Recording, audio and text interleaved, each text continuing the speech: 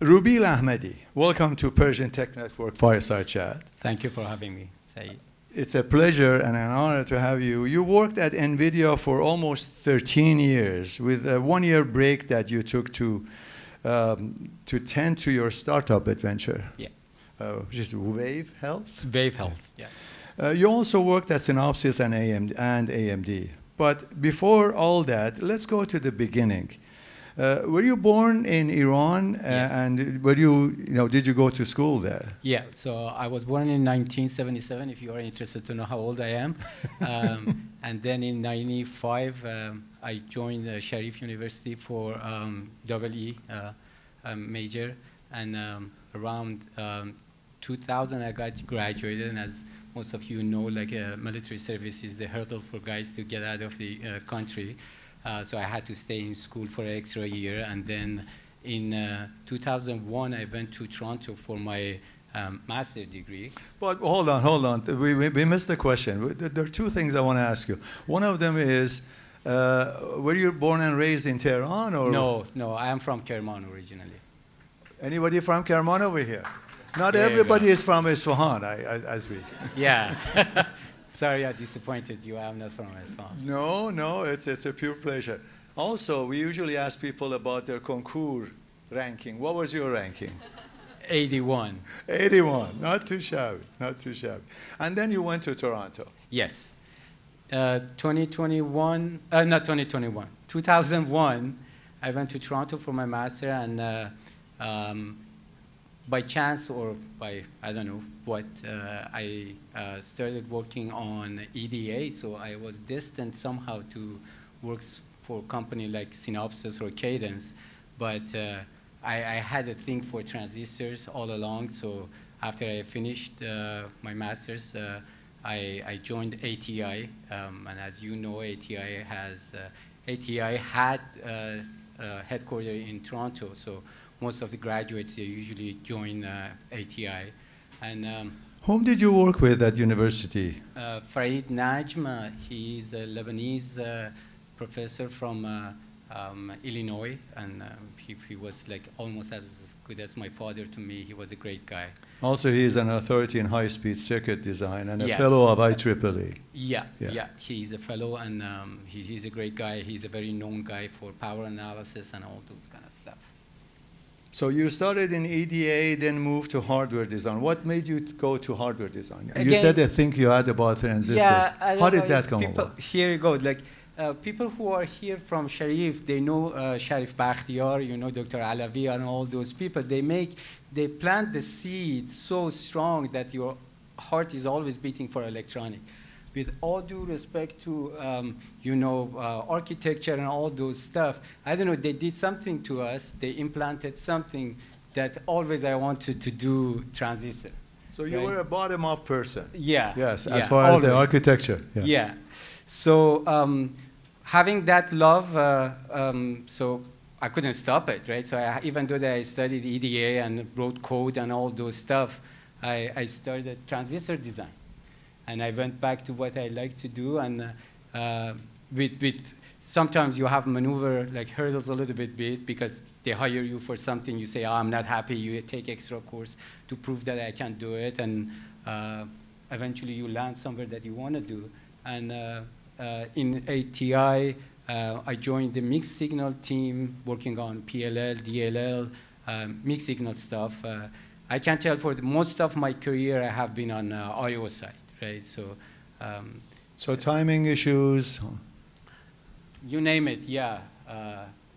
So that's what makes the chip work, actually. Yes. I want to take a few minutes because a lot of people over here have aspirations of starting their own company, and you ventured into that. You took a year off and did Wave. Yeah, fast forward, I moved to US in 2011, and I joined NVIDIA, and once you come here, you get that bug that I have to work for startup or start a startup and all this kind of stuff.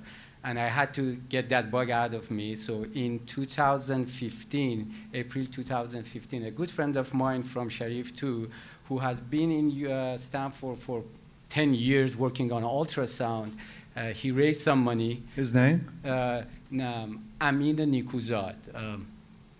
Amin raised some money, started Wave Health, and I was number one to join his venture. And what did Wave do? Wave, they are still continuing.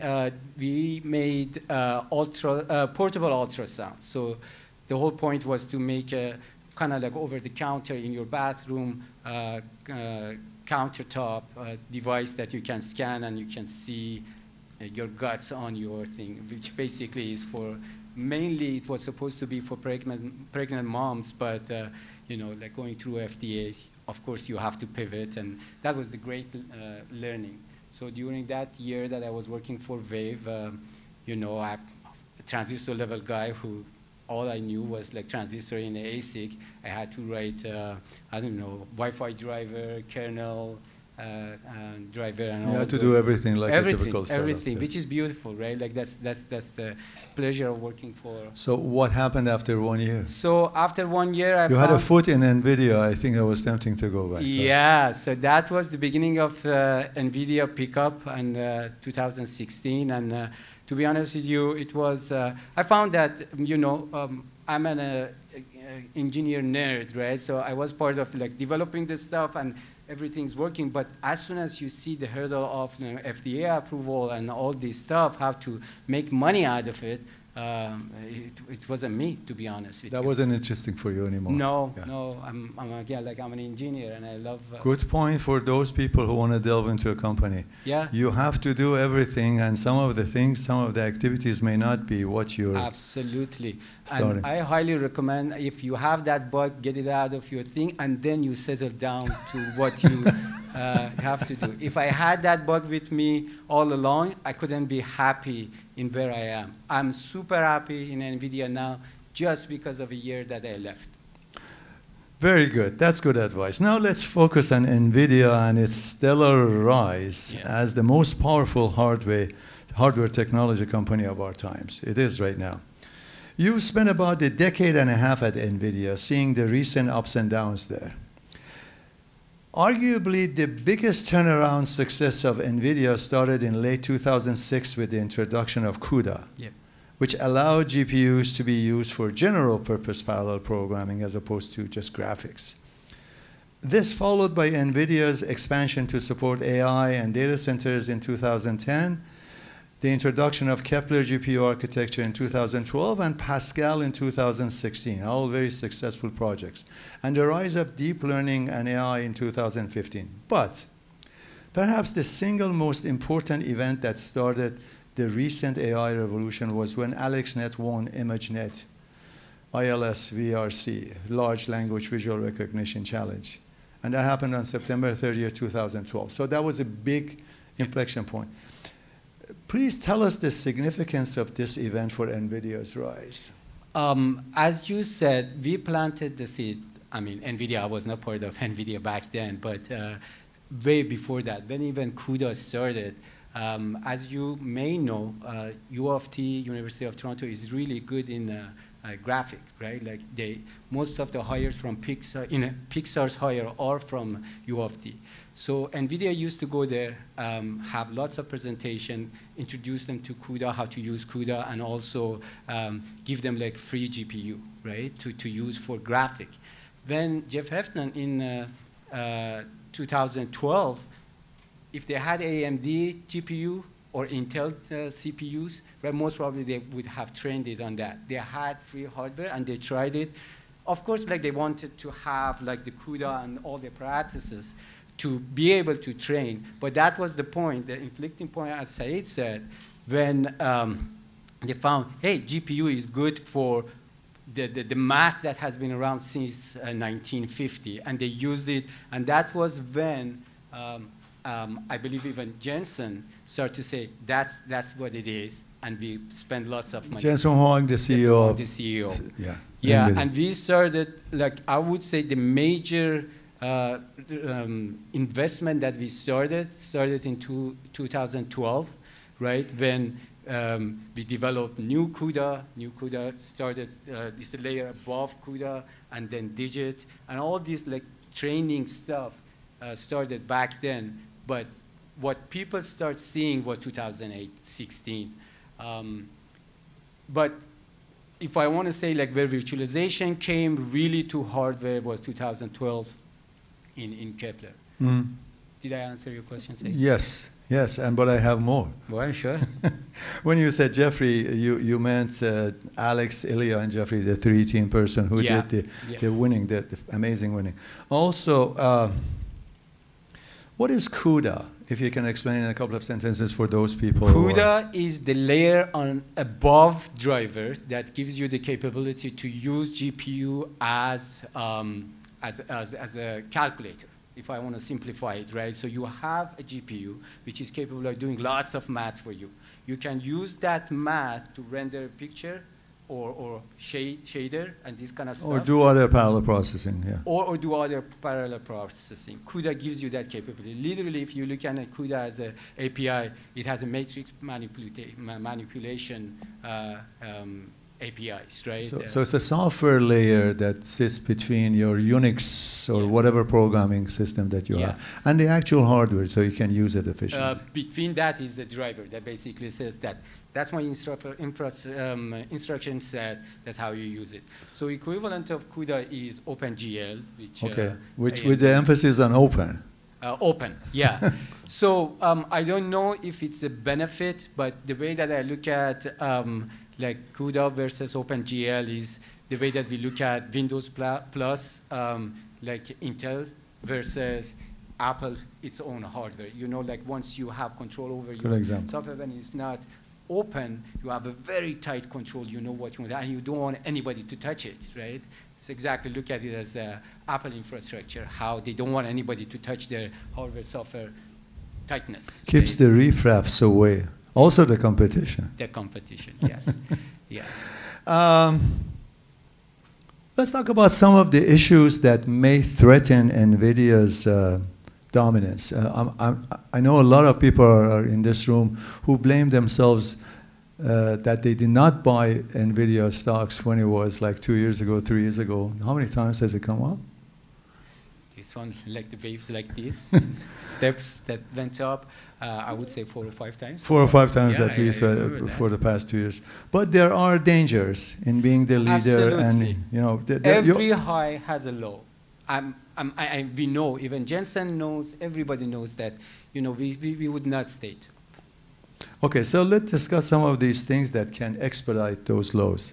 One of them is intense competition. Yeah. Intel, Google's TPU, Tensor Processing Unit, and AMD are investing heavily in AI hardware and are willing to conduct a price war. Yeah. So if they undersell you, if they provide you something which is flexible, not closed like CUDA, and they can get some alliance of people to go with them. How do you counter that? How do you think NVIDIA would counter that? The first thing is the head start that we have, I believe, usually, like TPU came up, Google came up with TPU, and they had, I can't say like they have good product because they know what they need to design for. TPU is really good for their own TensorFlow because they know what they need, and in hardware, they implement exactly that one. But what gives us the privilege is the software stack that we have. We don't just make hardware, right? I know you asked, Said, what could take that crown from us? The only thing that I can say is if there is a fierce competition that they really work hard to reduce the gap, we are almost one generation ahead of everybody, right? So what people usually make and they come and they compare it against is the previous generation of NVIDIA. It's not the first one. So always we are one step ahead of them. The only thing that at this point, I know I'm cocky saying that, is if we become cocky and we lose that edge, right? We become lazy not to maintain that one generation gap that we have right now and we lose it. Because we are also working super hard, working with our customers to make sure to understand what they need, and we make that one happen for the next generation. One example that I can make right now is when you scale to that extent, reliability of this system becomes like the very, very important aspect. Very right? crucial. Yeah. Time between failure, especially like these models run for months, you cannot bring down the system because you want to retire or replace a thing. So everything has to work constantly without any error. When you scale up, like when you connect two GPUs, if one of them come down, it doesn't matter, right? But for a 3,000 GPU, the probability of the whole system to come down, like something happens, is very high. So we are working, for example, I use that one as an example that we are fiercely working on this kind of stuff to stay ahead and not lose what the market is demanding from us. But I don't know, like, I didn't answer your question. Yeah, what is the notch to kill us? I would say if we become lazy and not work hard. And among the competitors we named, or maybe some of them we don't know, who do you think is the most to be feared? I hope AMD. No, AMD, again, like I work for AMD, I love ATI, and still I was telling Saeed that every time that they have a new announcement, I want them to be good. But you're rooting for the home team when you were there. Yeah, why not, right? Like competition is good. It makes the market healthy, right? Yes. So that makes us to make a better product. Literally, we shoot ourselves in the leg by introducing a new generation because the previous one becomes useless, right? Yes. But the new generation Blackwell, do we know how much the pricing is going to be? 50,000, 60,000? A lot, but you have to see how beautiful that one is. No, honestly, it's a piece of art because of the addition. I worked, people say, tell me like if I'm going off-road, right? Because we bought Mellanox. We go together if we do, yes. We bought Mellanox in 2019. Everybody was frowning at us. Oh, like in a GPU company, what do you need a networking company? And that's the offspring of that marriage, right? Like we took in the networking stuff. Now our GPU connects to like kind of infinity switch directly because NVLink for data link layer language is infinity, so we can speak to those. And the way that we can scale, you have to watch Jensen's Computex conference keynote. So like that's how it builds up. Two die on one board, they connect to each other. It makes it like GPU.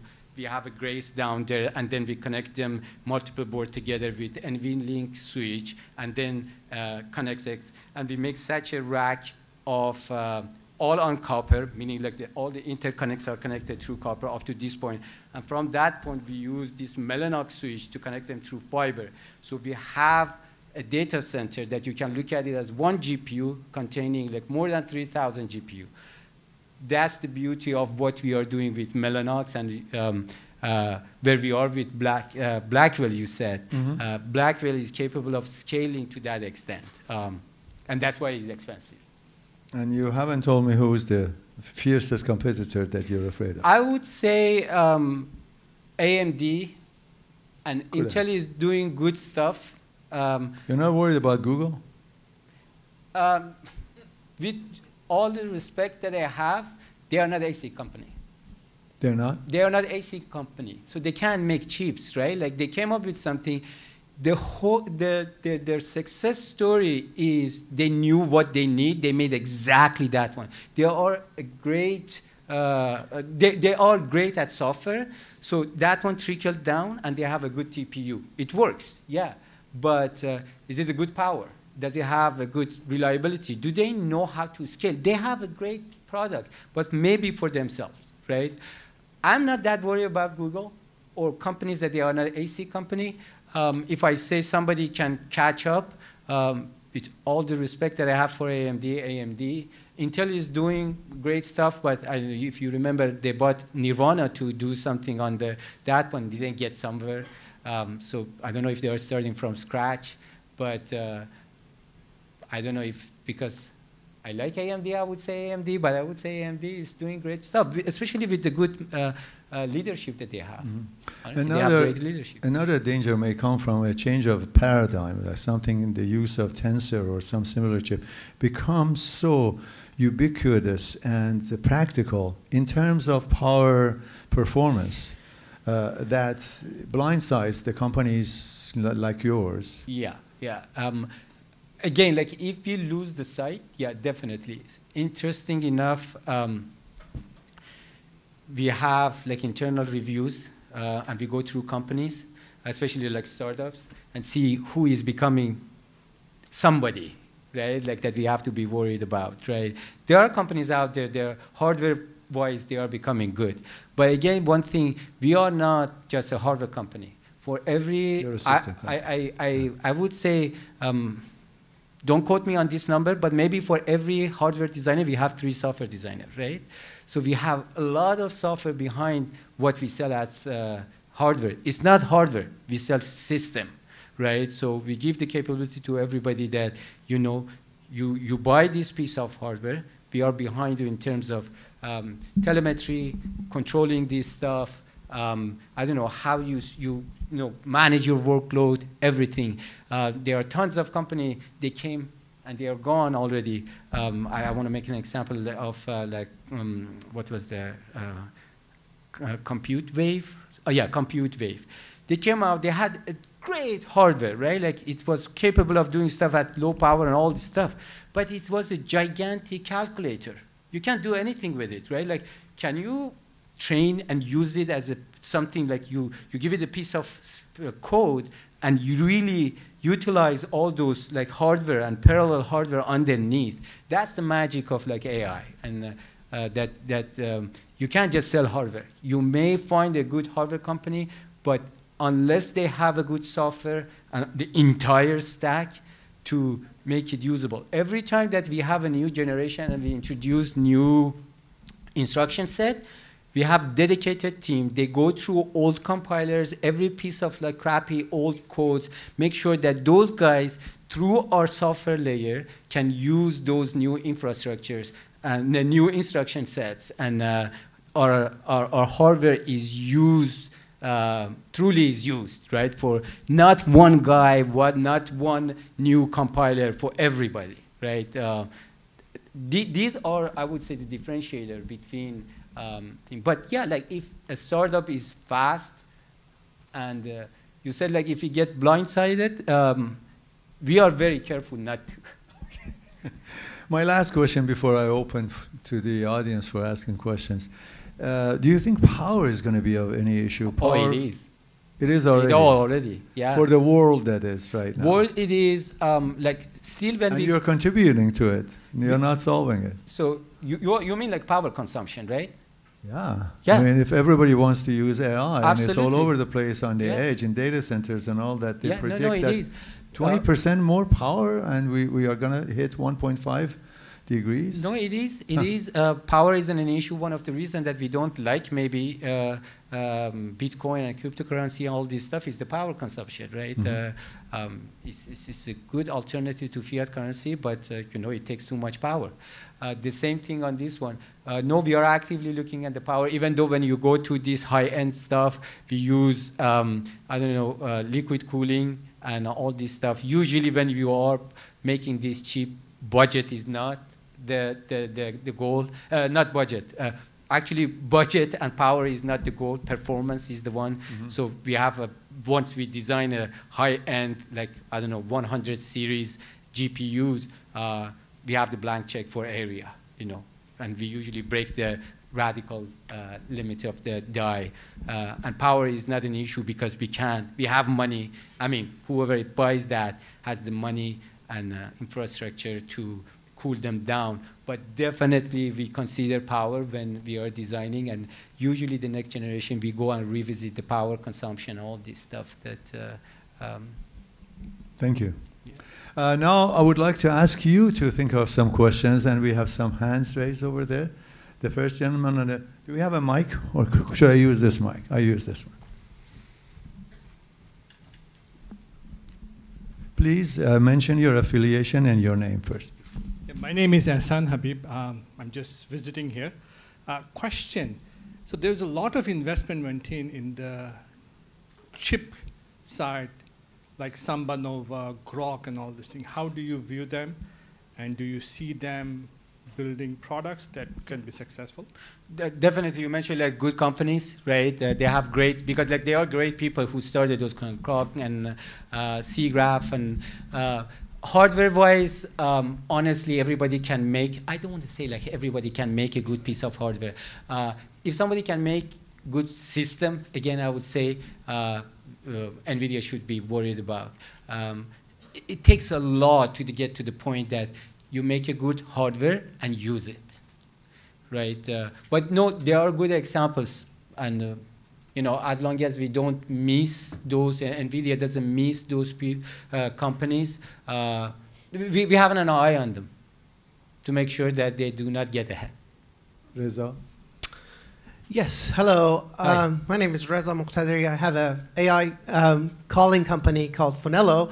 My question is, NVIDIA is talking a lot about this concept of token factory and basically turning many, many jobs and businesses and processes into token production. And as a result, the idea is that many data centers have to now change from traditional CPU-like architectures to more GPU-like architectures. You being an ASIC engineer, what is your thought on how that transition is going to happen across thousands or millions of data centers that are all over the world? And I also want to tack on to that question, if that is the case, if token production is the future, and we think that this transformer architecture is now leading that, is standing or staying on GPU still the best way, or is focusing on more ASICs and hardware that is optimized for those type of transformers is the better way? It depends. Like, I'll answer the last question. Is it, if I want to rephrase what you said, is GPU general purpose enough to serve everything, or no, we have to go toward more like specific ASIC tailored for some stuff? There are some companies that they are doing that. They are focusing on, they're saying, I don't want to make a GPU. I had an example that D-Matrix, right? They are narrowing down they're focusing on, okay, just for training, I don't need all these branching features that we have in GPU and branch prediction and all this stuff because I don't need it. I want to just do the calculation and do all those kind of stuff. That's what TPU is, right? Do we all go toward that? My prediction is no, because it's not just training. Interesting enough that even our high-end GPU, we have multiple variations. We have some stuff that is just for training, but we have stuff that still is good, not necessarily for AI, for other high HPCs too, right? Because they are not the same nature. So my prediction is that GPU as what we define today will not go away and will be replaced by very specific ASIC thing, right? Now I want to go back to your first question is that you asked, how do we transition from all CPU data centers to like GPU? It should happen organically, right? Once you see that, you know, it's like demand, right? Like demand says that we need more GPU, data centers are, and now companies like those like data centers, what do they buy? CPU or GPU? Yeah, we still need a CPU, right, to manage all this stuff because GPU standalone is just, again, it's a big ALU, so it just has lots of computation, but still you need an OS to run all those stuff. So CPU is not something that is going to go away completely, but the transition, and I think it's the kind of sweet spot, somewhere that how many CPU do I need for N number of GPU? And it lands there. And I believe the demand dictates that. It's not going to be like we sleep tonight and tomorrow everything will be GPU, all GPU, or whatever that is supposed to be. It organically, my prediction is organically will go there. The same thing that has happened since 2001. You know, when this ChatGPT came up, now everybody, you know, ChatGPT 1, 2, 3, 4, now 4 is out, more training, more power, so we want it. We have time just for one more question. Yes. Hello, Rubil. Thank you very much for this wonderful panel. So I have a question: is your name and your affiliation? Oh please? yes, sorry. Yes. My name is Ralph. I have a startup company in robotics. So Jensen Huang made a kind of presentation, like 1 month back, he put all the like 10 humanoid robots, and he was in the middle, and it was after that they beat the Apple wins the market valuation, so rising the second biggest company in the world. So the question is, what is his mind? Is what is the NVIDIA is trying to lean to the robotics? What they want to do with the robots? They want to provide like high GPUs or CPUs for the brain of the robot, or they want to build their own robots? So what is the vision of NVIDIA to lean this robotic industry? Yeah, it's like inferencing, because as you know, we are not just in GPU, we have an SoC too, right? So we have a very powerful GPU that is paired with ARM CPU that we develop ourselves. We have one of that version as a big server that we use, like we call it like Grace CPU that is paired with GPU. Now, and we have the smaller version of that SoC that is being used for robotaxi, robotic, and you name it, autonomous driving. We are in that business, and the vision is, if you call it like inferencing side of AI, still GPU is used, but not as powerful of the GPUs that they are being used for that purpose. And if you want to call it like edge computing, these SoCs are used for edge computing and inferencing. And I would say that the end of the AI link, right? You train, you use it somewhere. And autonomous is a good example, right? We sell chip to car companies. Lamborghini has our chip in it. Very good. Well, thank you very much. On behalf of the AmidiGroup, the Persian Tech Network, the Plug and Play company, and the Persian community, I thank you for spending the time with us and enlightening us about these issues. Thanks, Saeed, for having me. Thank you.